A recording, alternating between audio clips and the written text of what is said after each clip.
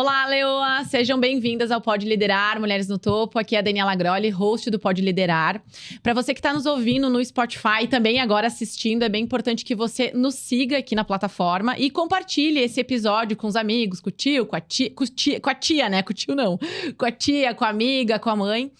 E você que está nos assistindo no YouTube, é bem importante que você se inscreva no canal e também comenta, curte, compartilha, enfim, todos os episódios. Para quem cria conteúdo sabe que é difícil crescer e a gente ganha quando vocês compartilham o nosso conteúdo.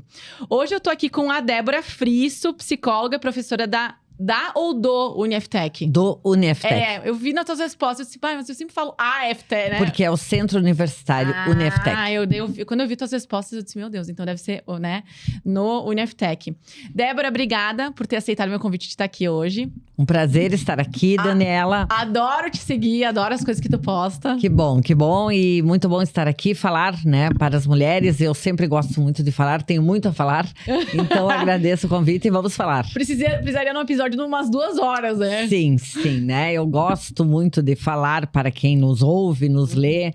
Porque eu acho que o mundo precisa disso, né? De pessoas que falem com sensatez e lucidez. Isso, e transparência, né? Transparência.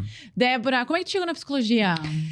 Então, eu não... Sempre quando alguém vai fazer psicologia, vai com aquela ladainha, né? Eu queria ajudar as pessoas, né? Eu não me lembro de ter isso. Eu gosto de pessoas. Eu sempre gostei de interagir com pessoas. Sempre fui uma pessoa muito extrovertida. Eu acho que foi essa atração por estar perto de pessoas que me levou para a psicologia há 29 anos atrás. E tu atua hoje tu é professora na FTech, vice, né? Isso. Qual que é a tua atuação hoje? O que eu faço hoje, né? Então, eu estou há 15 anos no UniFTech, né? Já se mistura um pouco a minha história profissional com a história da instituição. Uma história linda de crescimento mútuo, né? Então, hoje eu sou vice-reitora do UniFTech, né? Do grupo UniFTech, que é composto por várias instituições de ensino em várias cidades.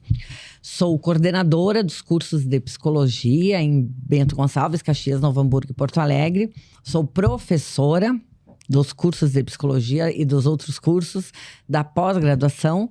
E também sou psicóloga, né? Trabalho... Nas horas vagas, tu é psicóloga? Nas horas vagas, eu sou psicóloga. Da meia-noite às 6, eu sou aluna, porque eu estudo muito todos os dias. E trabalho com consultório, com psicologia clínica, como terapeuta comportamental. Então, eu faço tudo isso. Tá. Como é que tu divide teu tempo? Eu sou super organizada. Super organizada. Eu tenho uma rotina, eu acordo todos os dias assim, e sou mãe. De um adolescente, que essa semana que vem faz 18 anos. Emancipado. Coisa linda ser mãe de adolescente, né? Eu tô curtindo muito, porque acompanhar o crescimento de uma pessoa, o desenvolvimento da autonomia. Normalmente, né, a adolescência é um período tão temido pelas mães e pais. Mas eu tô achando muito bom e tô curtindo, assim, ver uma pessoa surgir ao meu lado, né? Que tu educou. Que eu fiz. Que eu construí como uma pessoa forte, uma pessoa autônoma. E que agora tá pronto para o mundo, né? Então tá sendo um processo muito prazeroso ser mãe, né? Mas em função de todas essas coisas que eu faço, eu tenho uma rotina muito organizada. Eu acordo às 6 da manhã. Tá. Todos os dias. A parte da manhã eu dedico para os meus atendimentos clínicos, para os meus clientes. Tá. Eventualmente eu tenho alguma atividade ligada à instituição de manhã. Aí eu vou conciliando. Almoço ao meio-dia e a parte da tarde e noite estou na instituição. Me dedicando à coordenação e a docência à noite, que é uma das coisas que eu mais amo de fazer. Se eu tivesse que, entre todas as minhas atividades, tu me dissesse, tu só pode fazer uma, eu manteria a docência, ser professora. Ensinar. Ensinar. Por quê? Porque eu sinto que isso ajuda as pessoas a se melhorarem. Eu fiquei pensando hoje, né, Dani, quando eu estava vindo pra cá. Qual é o meu propósito? Tem que falar num programa desses, né? Qual é o meu propósito, né, de vida? Pra que eu vivo, né? E aí eu quero fazer já um link. No caminho pra cá, eu moro em Bento Gonçalves, eu vi um... Ah, tu mora lá? Eu moro em Bento. E eu vi um post no Instagram que uma aluna, né, a Thay, compartilhou. Não sei se foi a Thay, mas enfim. As alunas compartilham muito pra mim, me mandam muita coisa, né? Que dizia assim, a vida é uma sopa e tu tá de garfo. E o meu propósito é construir um faqueiro na vida das pessoas. Perfeito. Porque a vida é uma sopa. A vida não é a Disney, como eu sempre falo. A vida é difícil, a vida é dura, a vida é sofrida. Mas Pode não ser. Dependendo do faqueiro que eu uso. Da perspectiva que tu dá. Da perspectiva que tu dá, do teu repertório comportamental, do que tu sabe fazer, do que tu aprende a fazer. Então, a vida pode ser uma aventura, uma festa, aquilo que eu sempre posto, um réveillon todos os dias. E isso depende do nosso repertório comportamental. Então, ensinando como professora, eu consigo ajudar os meus alunos a desenvolverem um faqueiro. Eu tenho essa metáfora do faqueiro. Tem. Então, tem pessoas que são um faqueiro, aquele para 800 talheres de aço inox com cristais Swarovski no cabo. Essas pessoas vão levar a vida muito bem, vão sofrer menos, vão ter uma atitude mais proativa, vão ter todas aquelas virtudes que a gente vive falando.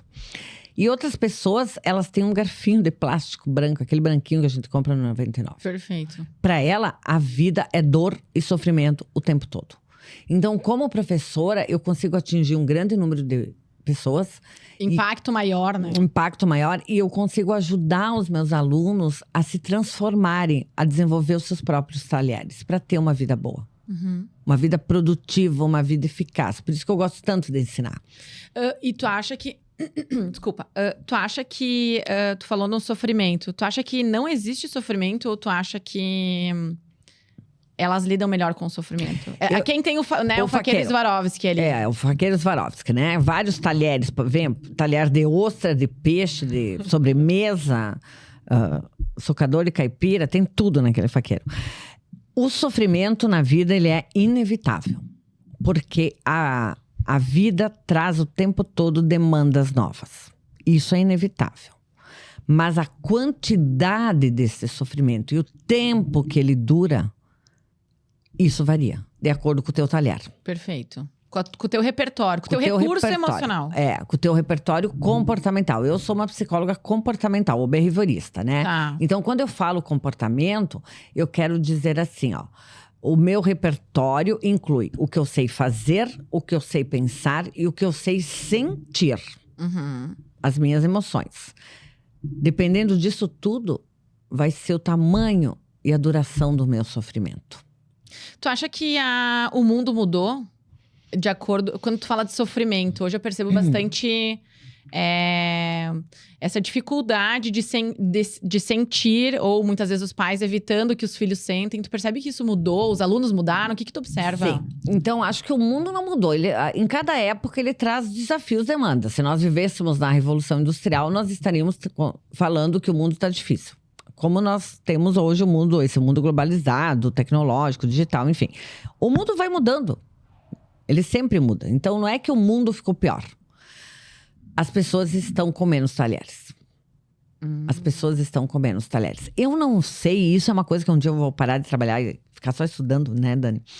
O que aconteceu aí entre umas gerações? Então, o que eu percebo com alunos, com clientes... no dia a dia com crianças e jovens, que cada vez as pessoas chegam para um mundo com menos talheres, com menos repertório. Isso talvez seja devido a algumas características desse mundo nosso. A pandemia impactou muito nisso, né? Então, eu não acho que o mundo está pior. Eu acho que as pessoas estão mais pobres de repertório eficaz para lidar com o mundo. Por que tu acha que isso aconteceu? Porque esse repertório não nasce conosco. Esse repertório, ele é construído ao longo do nosso desenvolvimento. Então, por isso que eu falo que eu gostaria de estudar isso. O que aconteceu na transição de algumas gerações, na criação de filhos, na educação das crianças, o que nós adultos fazemos com as crianças, que nós fomos construindo, estamos construindo, jovens, adolescentes, enfim, frágeis. Isso eu percebo muito. Ai, ótimo. As pessoas muito frágeis com dificuldades de tolerar a frustração, com dificuldades de serem autônomas, com muito medo. Eu acho que essa fragilidade pode ser resumida numa palavra: medo. As pessoas têm medo da vida, medo do desconhecido, medo do desafio. Medo. O mundo é um lugar que assusta. E aí a pessoa sofre, né? Ela sofre e ela se torna incapaz de dominar este mundo. Eu sempre falo para os meus alunos, uma das coisas mais gostosas de se ter na vida é uma sensação de controle sobre a vida. Tu não precisa ter o controle, mas tu tem que sentir assim: eu estou no controle da minha vida. Não importa. O mundo é incontrolável, mas eu controlo essa incontrolabilidade. Essa sensação, não, eu sou dona da minha vida, eu sou dona, eu sei o que vai acontecer, eu vou tentar, eu vou fazer, eu vou agir. É essa sensação que fez a espécie humana chegar até hoje, né? Perfeito. E hoje, esses jovens, parece papo de velha, né? Esses Não. jovens, eles não têm essa sensação. Tudo assoberba, tudo assusta, tudo faz fugir, tudo faz sofrer demais. Isso impacta bastante. Eu que sou da área organizacional, eu percebo bastante essa flutuação dentro da carreira desses jovens nas empresas. É um desafio tremendo hoje das empresas. Digerir, né? Digerir essas... então, tu é um pouco mais incisivo, tu é um pouco mais firme. Tu já tá abusando, Muito. tu já tá assediando, Exato. né? E aí, tu pega muitas vezes uma pessoa que vem de uma empresa de horários flexíveis, porque, na verdade, tu também acaba tentando valorizar e se adequar com com essa volatilidade do mundo. Só que daí, quando ele sai de uma empresa que tem horário flexível... Já vi, né? Então, assim, é horário flexível pra te entrar. Na hora de sair, é 5h18, tô indo embora, entendeu? Exatamente. Então, será que a gente... Eu fico pensando, porque o autogerenciamento, ele precisa... Ninguém nasce se autogerenciando. Tu tem que... E ele exige maturidade. Exato. E tu transforma pessoas em autogerenciáveis. Para isso, tu tem que ter gestores que ensinem as pessoas a se autogerenciar. Mas, às vezes, nem o gestor sabe se autogerenciar. Exatamente. Entendeu? E aí, dá pra gente acrescentar. Então, sim, eu sempre falo, meu Deus, o que será do mundo do trabalho, né? No futuro, Isso. assim. Porque o mundo, nós somos seres que pertencemos à natureza. E a natureza exige esforço, exige produtividade. Isso não é um discurso capitalista. Esse é um discurso da espécie humana. Nós precisamos produzir. Senão nós iríamos voltar à época das cavernas, numa atitude contemplativa e pastoril. Eu não quero esforço, eu não quero disciplina, eu não quero produzir, eu não quero trabalhar, não quero entrar na lógica capitalista. Mas então tu Perfeito. vai morrer, né? E esse discurso, né, de eu não quero isso, não quero aquilo, porque isso não é certo, isso não pode, isso me faz sofrer, é um discurso vazio, enfraquecedor. Eu acho que desculpa te interromper, mas eu acho que isso leva muitas vezes as pessoas... falta propósito, e isso leva as pessoas muito também ao adoecimento, muitas vezes. Porque essa atitude contemplativa, não, eu não quero esse esforço, eu não quero essa disciplina, eu não quero luta, eu não quero fazer. Eu quero uma vida mais, sei lá, fácil, mansa. Eu gosto desse termo, pastoril, né? Assim, ficar observando as coisas. Isso enfraquece o ser humano, porque nós não fomos feitos para ficar parados. Perfeito. Nós somos uma espécie animal feita para luta, para dominar a natureza. É por isso que estamos aqui. Pro quê? Às vezes quando Senão isso, o quê? Exato. E outra, às vezes eu pergunto, né, pra quem muitas vezes me procura pra gerir carreira, uma das coisas que eu pergunto, por que tu existe? Qual é a finalidade da tua existência? Contemplar a vida. Exato. Né? Essa atitude contemplativa. E quanto menos a pessoa faz, mais fraca ela fica. E aí abre a porta, né? Para essa loucura toda que a gente vê. Então, aconteceu alguma coisa que os jovens estão chegando no mundo do trabalho, na escola mesmo, né? Na escola. Na escola, assim. A professora falou isso para mim. É fonte de um sofrimento, de um drama, de um trauma, né? Eu tenho pavor dessa palavra trauma, né, Daniela? Eu tenho pavor. Veja, eu sou psicóloga e tenho pavor. Porque ela virou um chavão. Uma palavra que as pessoas falam. Vulgarizou. Isso aí vai traumatizar. E acho que daí as famílias, os adultos pegaram esse trem do trauma, assim. Não vamos traumatizar a criança. Então nasce um bebê, nós vamos colocar ele numa bolha de hipersatisfação, de hiperestimulação. E esse bebê, essa criança não vai ter contato nenhum com frustração. Nós temos que proteger para não se traumatizar. Tu mata uma pessoa. Mata, isso aleja. É a superproteção. A superproteção aleja uma pessoa. E é um aleijamento pior do que cortar uma perna. Porque depois tu pode colocar uma perna mecânica. Perfeito.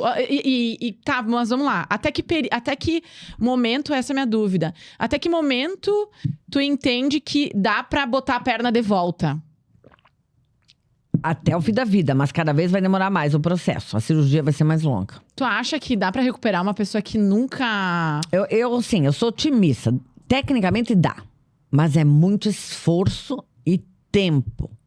tempo. Ou seja, enquanto ela estiver no desenvolvimento dela, é mais fácil de recuperar. Isso, quanto mais jovem, mais fácil desenvolver repertório. Perfeito. Porque a pessoa também, quanto mais velha ela vai ficando sem repertório, mais encolhida ela vai ficando, mais medrosa, mais hesitante. É mais difícil. Atrofiada, né? Atrofiada, boa. Aleijada, atrofiada psicologicamente. Digamos assim, perfeito. Né? E ela fica frágil. Aí claro que o mundo vai fazer sofrer, né? Um boleto faz sofrer. Hoje, um dia cinza faz sofrer. O meu colega, olha a minha coleguinha, né? Tá me olhando desse jeito. Ai, já vai cair meu mundo. Então, eu sinto as pessoas frágeis. Vulneráveis. E isso não é bom.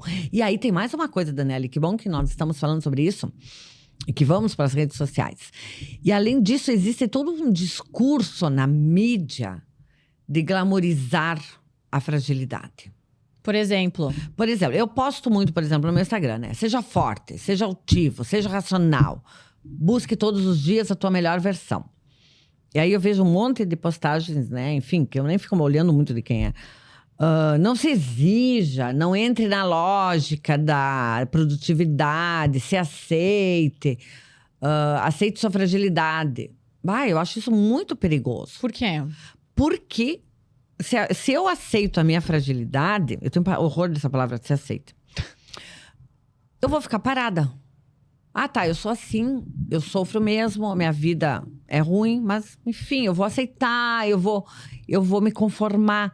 E isso vai contra a natureza. A natureza é movimento, a natureza é superação. E nós somos membros da natureza. Perfeito. Então não é uma lógica, não é uma narrativa de uma filosofia, de uma política, não. O movimento, a superação, a eterna caminhada para o melhor é da natureza.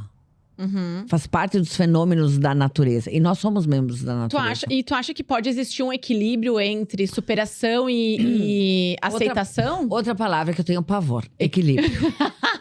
Eu tenho quase um nojo dessa palavra. Por quê? Porque essa palavra é usada como explicação para uma atitude passiva, contemplativa e de aceitação. É uma muleta. É uma muleta. Sempre que alguém vai... Não, mas a gente tem que equilibrar. Não, amor, tu tá falando isso aí pra justificar que tu sabe que tu não tá fazendo o quanto precisa fazer. Tá, mas vamos lá, deixa eu tirar um exemplo. Vou dar um exemplo aqui bobo. Eu tenho 1,75 m, tá? Tá. Eu não tem problema nenhum, tanto que eu tô de salto, né? Tô com 1,85 m hoje e não tenho problema nenhum com isso. Mas assim, e se eu tivesse... Porque em algum momento do meu desenvolvimento, ser alta foi um problema. Porque eu não era... Na média. Exato. Tu tava fora da média. Perfeito. Eu sou da época da Capricho, que postavam, né, as fotinhos do corpo, ó. Então, assim, o que eu faço se não aceitar que eu tenho 1,70 m? Eu não posso mudar isso, tu entende? Sim. Tá. Tu vai desenvolver talheres pra lidar com isso e tirar proveito disso. Tá. Fazer do limão uma limonada. Mas não é uma aceitação? Não, porque tu não é aceitar. Porque tu vai aceitar. O primeiro momento tu vai aceitar, mas em seguida tu tem que começar a usar isso. Usar isso. Uhum. Eu vou aceitar que eu sou alta, eu não tenho o que fazer, né? Não vai cortar a perna. Mas eu vou tirar proveito. Tem uma atividade incluída nesse processo de aceitação. Sim, não é simplesmente eu não me acomodei. Tu não te acomodou. Não, eu utilizei isso em prol. Tanto que pra mim, isso, beleza, eu uso o salto, não tem problema Isso. nenhum. Mas assim, Isso. 1,70 eu lembro que minha irmã mais nova, por exemplo, chamava ela de Torre de Babel. Ela é mais alta que eu. Então foi motivo, muitas vezes, de sofrimento na escola. Tu te aceitou, tu não tem vergonha. Não, tanto que eu uso isso muitas Tu não vezes te esconde. Não.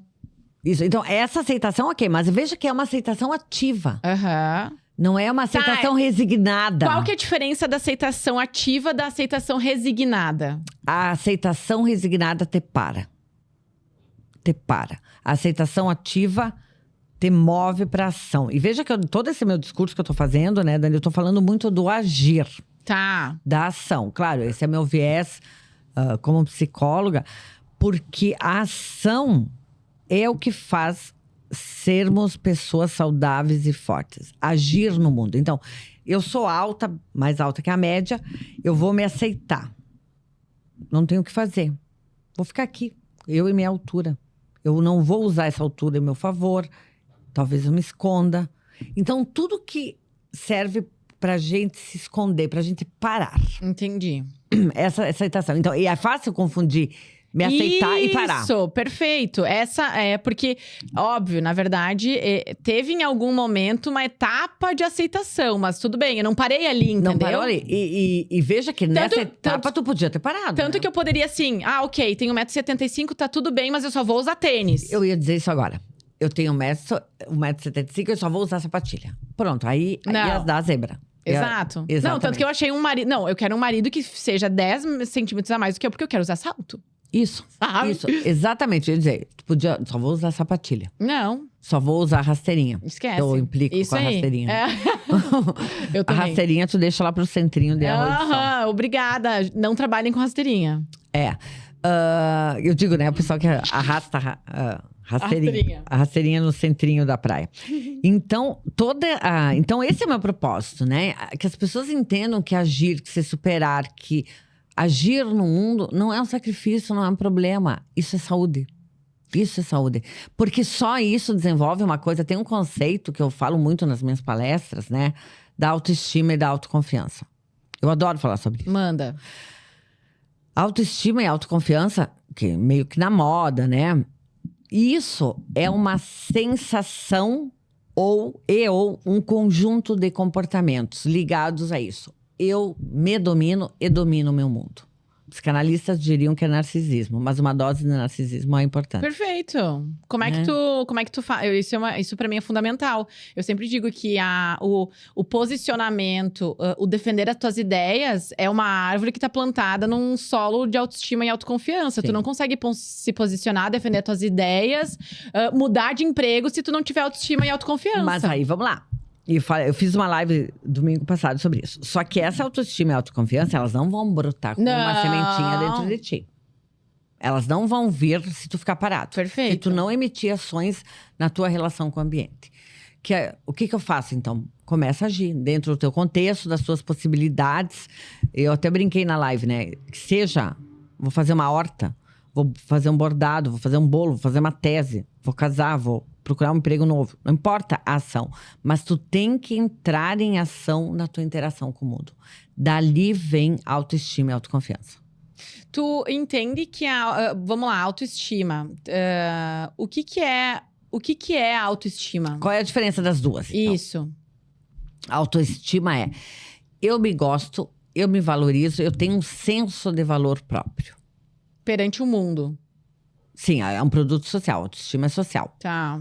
Então, nós podemos criar uma pessoa com autoestima, né? Isso. Isso, eu posso produzir no meu filho, nas crianças, nos meus alunos, autoestima, reconhecendo eles como pessoas valorosas, dignas de amor, dignas de carinho. Isso se dá para criança. Autoestima é Aprendido na interação com os adultos. Perfeito. Então, por isso que eu fico muito indignada quando eu vejo adultos, professores, pais, famílias, né? Xingando uma criança, chamando de burro. Tu não tá fazendo certo, é um burro mesmo. Tu é um relaxado mesmo. Apaga e fazer novo. Isso tudo vai destruindo. Isso não constrói autoestima. Então, a autoestima da criança é construída a partir do reconhecimento dos adultos importantes ao redor dela. Perfeito. Tá? Isso não aconteceu. Pior das hipóteses, não aconteceu. Agora, como adulto, eu vou ter que construir minha própria autoestima. Como? Desculpa, eu vou ter que destruir o que fizeram de mim. Eu tenho que correr atrás do prejuízo. Isso, porque tu aprende algo sobre ti. Tipo assim. Isso, eu aprendi que eu não tenho valor, eu não posso, não consigo. Tu não tá zerado, tu não vai desenvolver tua autoestima daqui. Tu vai ter que ainda. Apagar, Isso, desaprender. Perfeito. Desaprender a baixa autoestima. Ótimo. Faz sentido pra ti? Sim, desaprender a baixa autoestima. Perfeito. Só que para isso eu vou ter que fazer coisas para que alguém me diga: olha, Daniela, que legal esse teu cabelo. Olha, Daniela, que lindo esse teu programa, como ele é útil. Autoestima é social. Tu precisa do olhar do outro. Sozinho no quarto, vou refletir e ver o que eu vou pensar sobre a minha autoestima. Não vai acontecer nada contigo, amor. A autoestima é um produto social. E quando eu falo sobre isso, aí as pessoas podem pensar, mas então eu vou ficar dependente do olhar do outro? Não. Mas a partir do olhar do outro que me reconhece, me valoriza, me ama, eu vou aprender a me amar. Isso tem que vir de alguém. Não é um produto que nasce de dentro. E aí, tá vendo a importância da ação, da exposição? Ó? Porque alguém... E eu falo muito isso para as minhas alunas, né? Vamos falar em rede social. Postem na rede social. Façam um perfil no Instagram. Mostrem a cara. Mas aí vão me criticar. Ok, mas alguém vai curtir, alguém vai elogiar. Mas aí eu vou ficar dependente disso? Não. É o aprendizado. Essa etapa inicial precisa acontecer. O mundo tem que te ver e te dizer alguma coisa. A partir daí, tu vai desenvolver tua própria autoestima. Entendi. Escondido, tu não desenvolve autoestima. É que, na verdade, tu tá falando sobre exposição, né? A exposição. E a exposição literal, aonde tu acaba desenvolvendo recurso pra lidar com o que é bom e o que é ruim. Porque se tu nunca vai te expor... Tu desenvolve o faqueiro, né? O faqueiro só vem da exposição. Eu faqueiro só vem da exposição. Ontem aconteceu um negócio muito legal, né? Eu tenho umas alunas da psicologia, né? Que eu considero mais que filhas, né? Às vezes elas me odeiam, porque eu levo elas aqui nessa batida, né? Eu digo, eu quero que vocês sejam profissionais muito bem-sucedidas, profissionais de destaque, que vocês saiam da mediocridade. Então, eu convidei 2 alunas para fazerem uma palestra para alunos de ensino médio numa escola, aqui em Caxias. E foi a primeira vez que elas foram. E ontem, depois do evento, o que elas contaram, o que elas postaram, elas estavam muito felizes. Elas estavam se sentindo muito fortes. Muito mais fortes do que anteontem. Perfeito. Porque se expuseram, correram risco. Ok, pode ter dado alguma zebra, mas é isso. É isso aí. A exposição fortalece. Perfeito. A exposição fortalece. Tu sabe que isso pra mim é o centro de todo o funcionamento. Pra mim, né? Isso é o que eu observo. A Brené Brown fala muito sobre isso, não sei se você ouviu falar, né? Sim. Então, pra mim, depois que eu comecei a estudar um pouco sobre o que ela fala, eu comecei a ver isso no mundo, tipo assim, isso rege o mundo. As pessoas, elas têm necessidade de aceitação, de reconhecimento, de poder fazer parte de algo. E se tu não dispõe, como é que tu vai saber? Perfeito! Tu fica lá na tua suposição. Exato! Que talvez venha lá venha lá das tuas experiências infantis, supondo que eu não vou agradar, eu não vou acertar, ninguém vai gostar do que eu vou falar. Mas como é que tu vai combater isso? Perfeito. Tu precisa do dado real da exposição. Exato. E o que eu observo também, muitas vezes, é que quem critica, quem pontua, quem fala mal, não é quem tá se expondo, entende?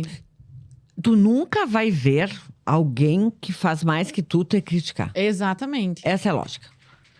Porque quem vai te criticar... Eu falo muito isso para as minhas alunas, para as minhas clientes, né? Nós temos que aprender. Como é que eu digo? Crítica é adubo. Isso aí. Porque a crítica, ela sempre vem de alguém que tá te olhando, que talvez gostaria de fazer o que tu tá fazendo, mas não tem a coragem, né? Não consegue dar esse passo inicial. Quem tá fazendo, não vai ficar te olhando. A pessoa tá ocupada fazendo. Exato. E outra, sabe o que eu penso, Débora? Tipo assim, porque eu gravo faz tempo. E eu jamais vou... Eu não consigo criticar. Já vi vídeos de pessoas, eu penso assim, meu Deus. Mas eu não critico por quê? Porque eu penso assim, cara, quando eu comecei, tá igual. Eu também já fiz isso, eu também já fui apelativa, mas esse é o processo, tu entende? Exatamente. Então, assim, às vezes, né? Mas como é que eu vou falar? Eu não sou que nem tu. Só que assim, eu sempre falo, né? Que uma criança, quando ela caminha, ela não sai correndo. Primeiro ela engatinha, daí ela bate a cabeça, daí ela faz isso. Cai, se machuca. Exato. Mas é um processo. Depois ela vai correr. Nada é um negócio, acordei e vou ser uma pessoa política, diplomática, que consegue expor a opinião com toda a serenidade no mundo. Não, às vezes tu vai ser grosseiro no primeiro posicionamento. Óbvio. E tá tudo bem. Tu vai lapidar esse comportamento, E aí né? tem um autor que nós estudamos na psicologia, que é o Winnicott. Ele tem uma frase que eu amo, eu falo muito. Nós nascemos, o bebê humano nasce como um ser em marcha. Nós nascemos para a marcha, para andar, para ir, fazer, nos expor. Isso é da natureza do Homo sapiens. Em marcha. Nós somos seres em marcha. Só que aí vem o ambiente, vem os adultos, todas as circunstâncias e vão reduzindo essa marcha. Até que alguém pare, se aceite e pare. Uhum. Isso é contra a natureza do ser humano. E aí, Dani, eu acho que uma outra coisa importante falar nisso é a síndrome da perfeição. Tá. Que não é uma síndrome, obviamente, né? Eu usei essa Sim, palavra sim, só sim, vocês sim. figurado. Porque muitas pessoas daí pensam assim, mas pra mim fazer, me expor, eu tenho que fazer o troço perfeito. Condições perfeitas. 87 fotos, Pra postar uma. quase todas iguais, pra postar uma com 84 filtros. E apague, posta, né? E essa busca da perfeição, a pessoa tem que se dar conta quando ela tá fazendo isso. Porque isso paralisa. Porque essa perfeição não existe.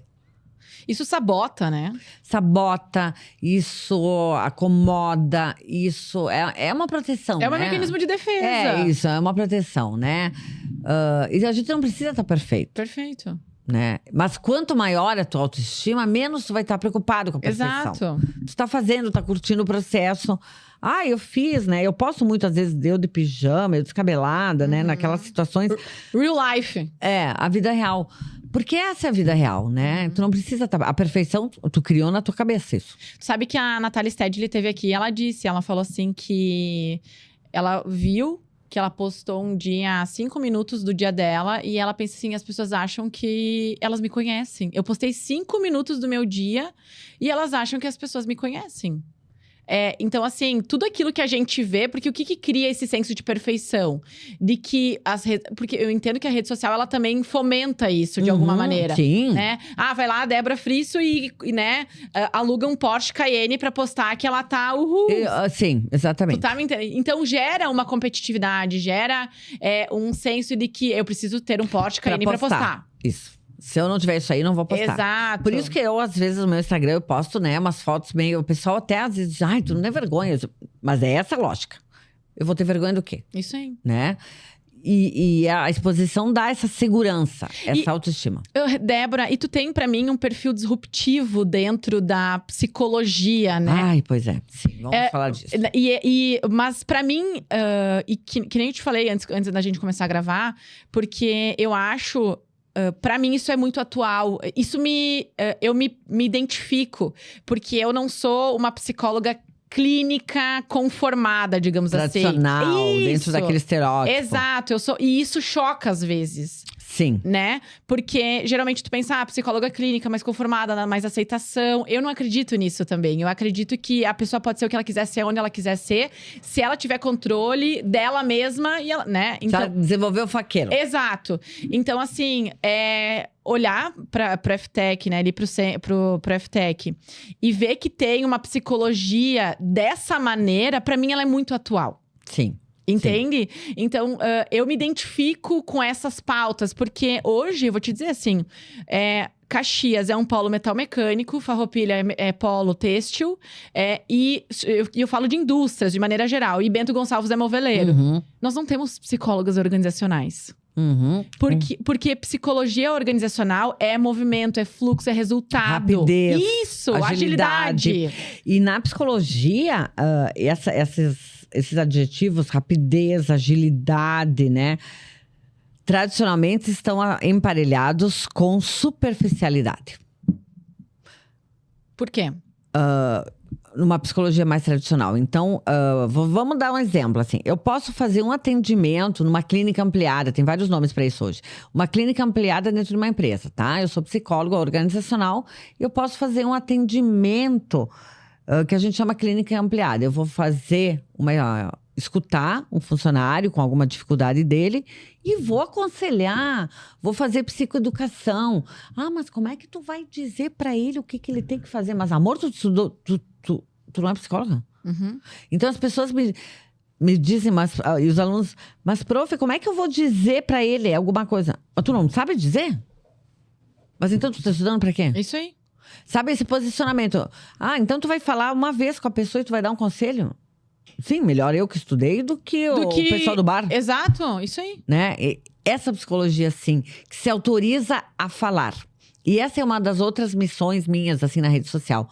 Trazer a psicologia enquanto ciência, não misturada com pseudociências, mas um monte de conhecimento que a gente tem e a gente esconde. Então, a pessoa tem que fazer 1 ano de terapia comigo pra saber disso.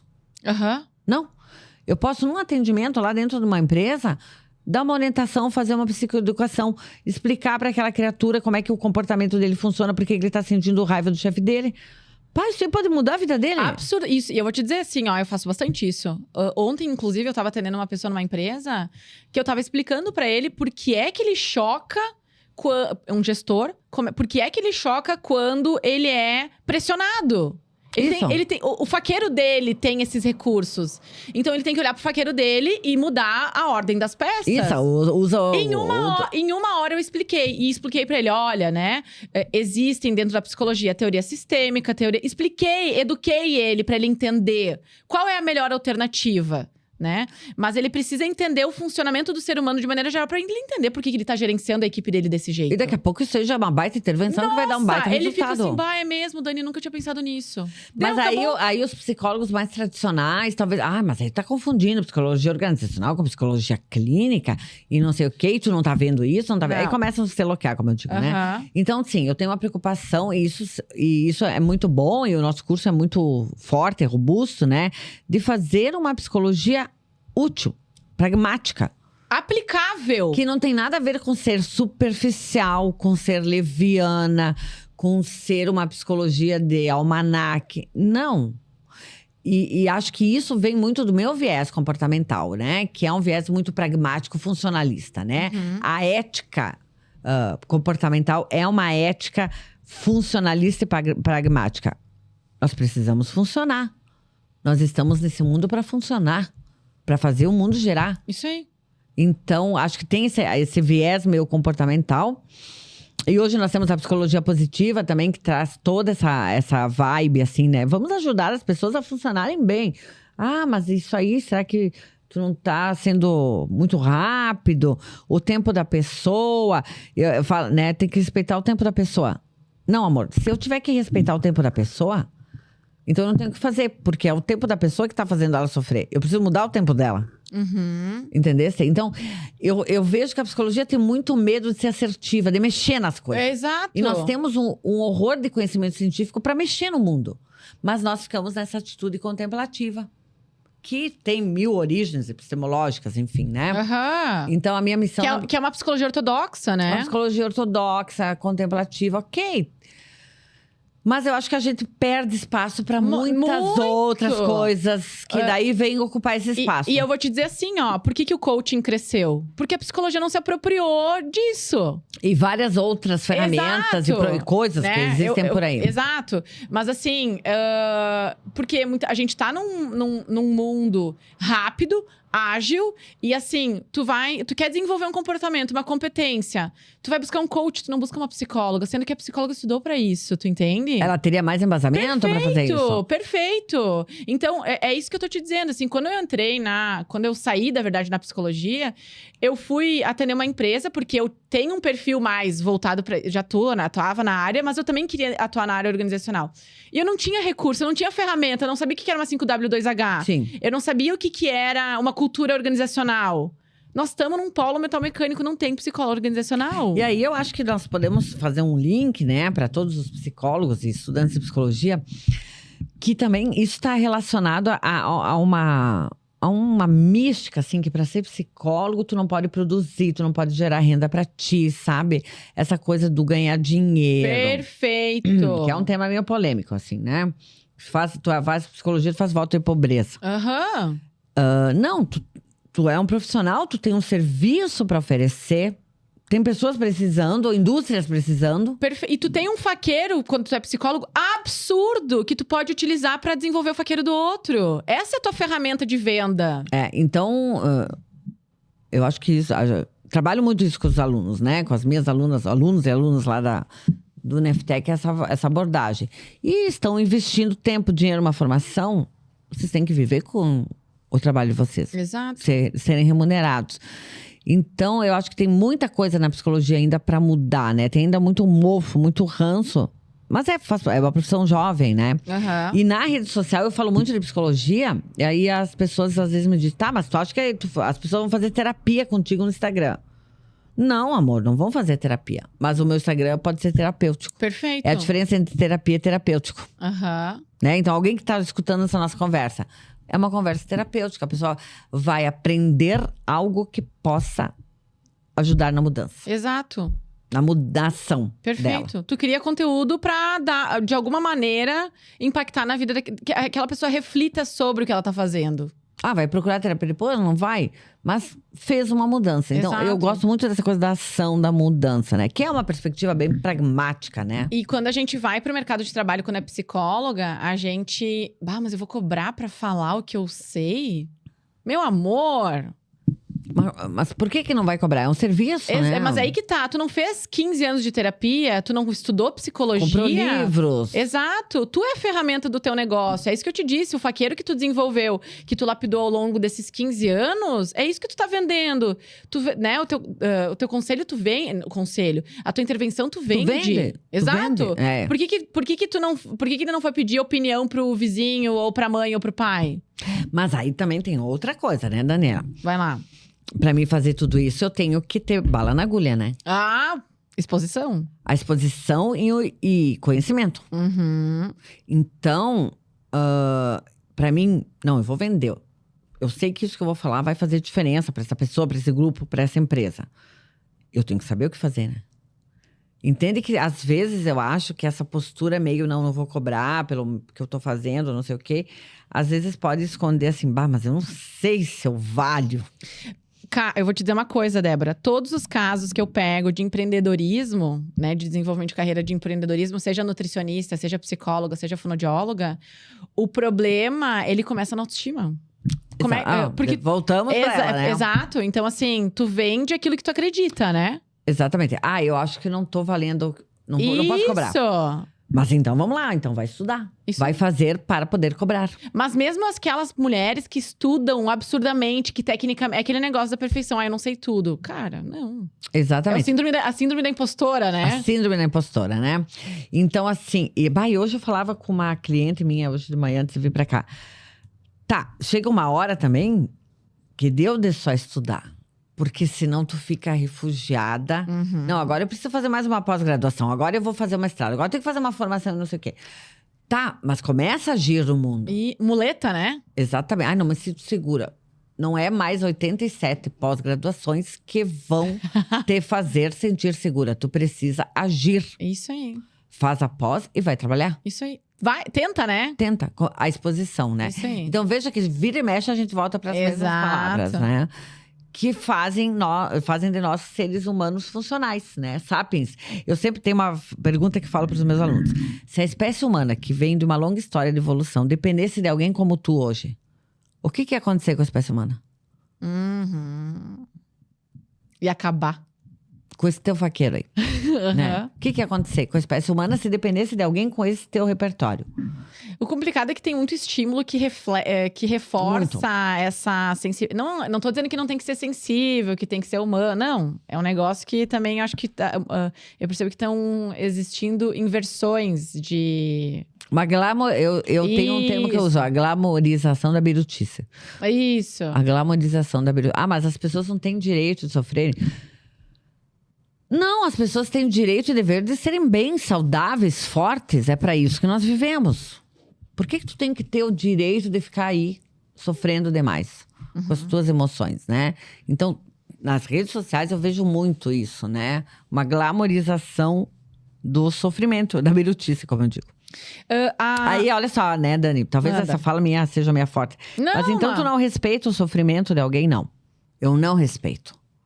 Porque eu vou mudar esse sofrimento. É para isso que eu estudei 29 anos. Eu não respeito o sofrimento de ninguém. Eu não tenho medo do sofrimento de ninguém. Eu quero mudar o sofrimento. Perfeito. Eu respeito a saúde. Eu respeito quando uma cliente minha me diz assim...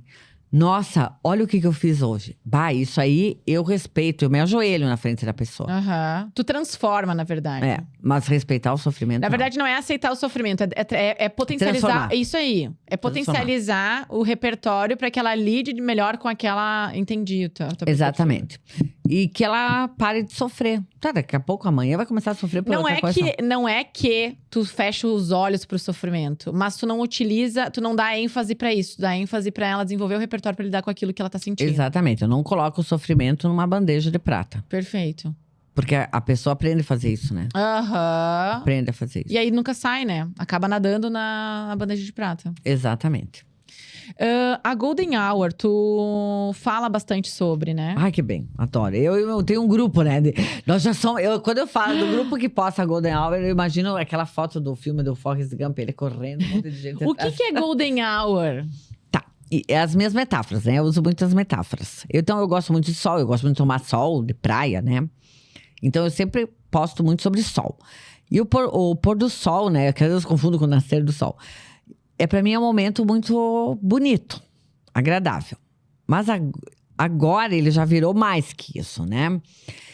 Virou uma metáfora de alguém que, no meio da loucura do dia, das tarefas do dia, consegue ficar atento a um elemento real da vida, do mundo.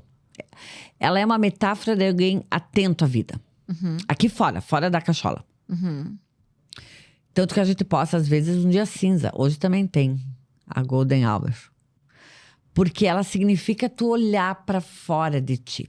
E aí, Dani, eu acho que bom falar disso. Então, eu consegui reparar no céu, né, no pôr do sol, pode ser uma rosa, parece um papo meu de camponesa, uma rosa, uma árvore, na pracinha, nos passarinhos. O que é isso? Não tem nada de poético e romântico.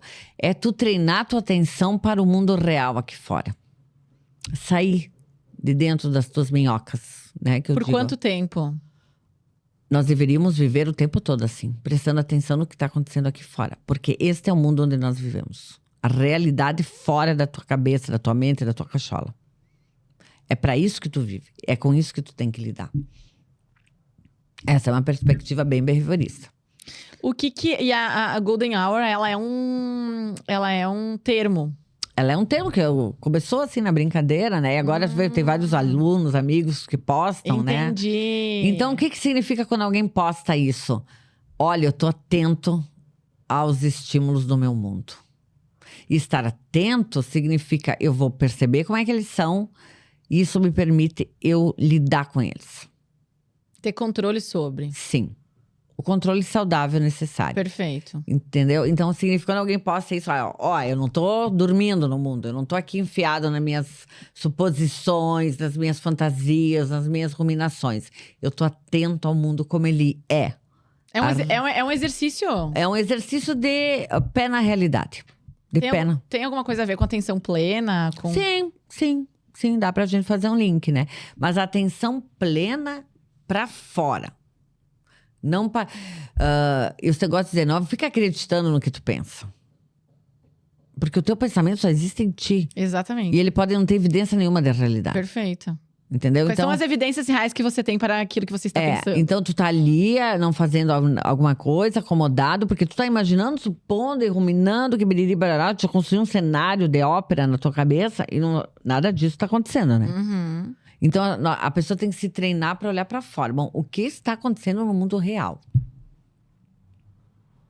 Que legal. E a Golden Hour é um símbolo disso. Entendi. É o momento, alguém tá salvo nessa hora. Tá reparando. Virou um movimento. Um movimento. Imagina lá aquela cena do Forrest Gump, todo mundo postando, né? E o pessoal diz, mas que chatos vocês. Sim, bem chatos, ok. Somos chatos e atentos ao mundo. Atentos ao mundo. E então é isso, né? Então, fica o convite para todo mundo, no final do dia, né? Ou de manhã, ou a qualquer momento, reparar. Né? Olha para o mundo onde tu está. O mundo real. Então, eu quero dizer que existe um mundo real. Existe um mundo real. Que é o mundo fora da tua pele. Existe um mundo real. E é com este mundo que tu tem que lidar. Porque se tu não lida com esse mundo real, tu vai sofrer. O sofrimento vem da incapacidade de lidar com o mundo real. Criar minhocas, ruminações, pensamentos, suposições, expectativas que só existem pra ti. Perfeito. Aí tu fica sozinho no mundo loquendo, né? E o problema é que o mundo é feito de relações, né? De pessoas. Eu contigo, tu com ele. E as outras pessoas estão no mundo real, estão aqui fora. Isso aí. Estão aqui fora, né? Então, é isso. É um exercício de estar atento ao mundo real. Tu se considera uma mulher de sucesso hoje? Sim, muito. Eu digo para as minhas alunas, ai, prof, eu queria ser que nem a senhora. Ótimo, muito bem. Sejam como eu, porque é muito bom ser eu. Bem modesta. Teria ela autoestima? Traços narcisistas, muitos. Olha só, por que eu me considero uma pessoa de sucesso? Então, porque eu me sinto muito confortável o tempo todo na minha vida.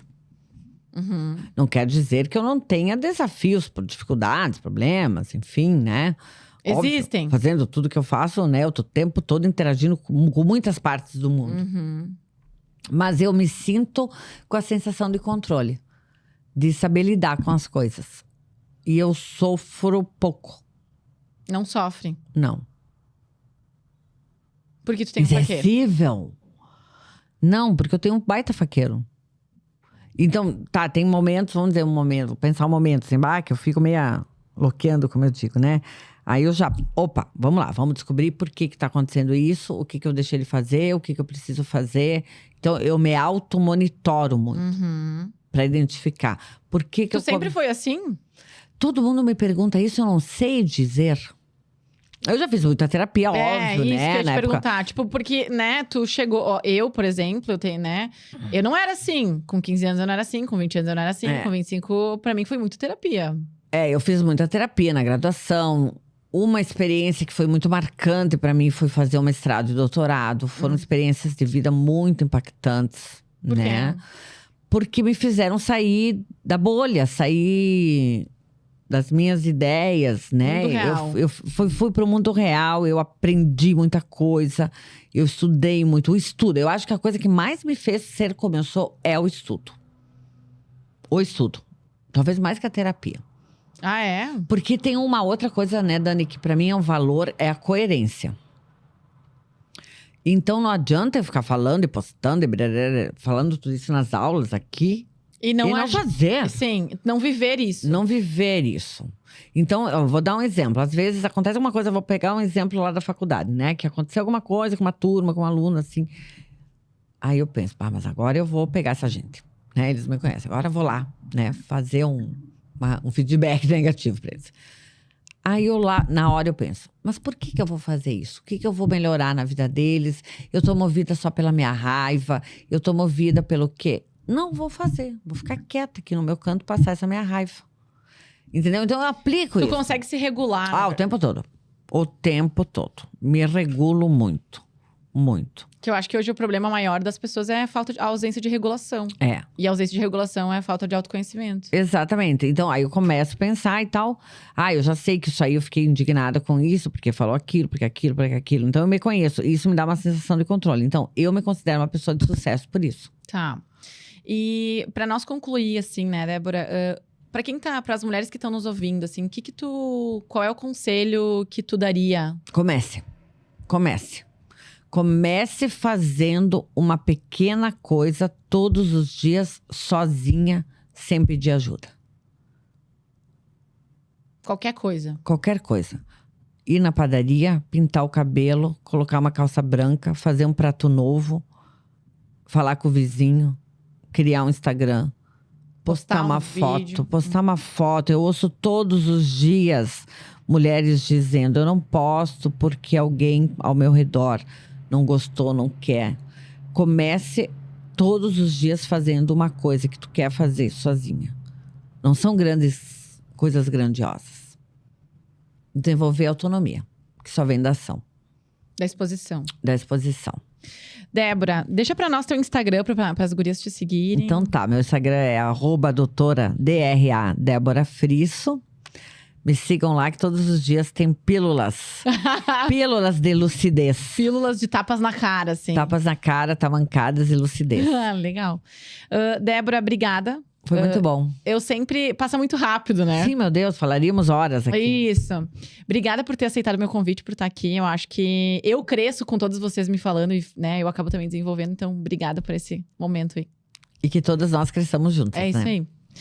Gurias, muito obrigada aí pra quem nos acompanhou nesse episódio de hoje. Obrigada pela audiência. Lembrando que quem tá no Spotify, é importante que você nos siga e também compartilhe esse episódio com as amigas.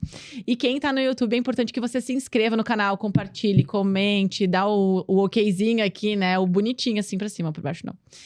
E de novo, compartilhe com as amigas aí. Quem produz conteúdo sabe que é difícil. Beijo, obrigada e até mais.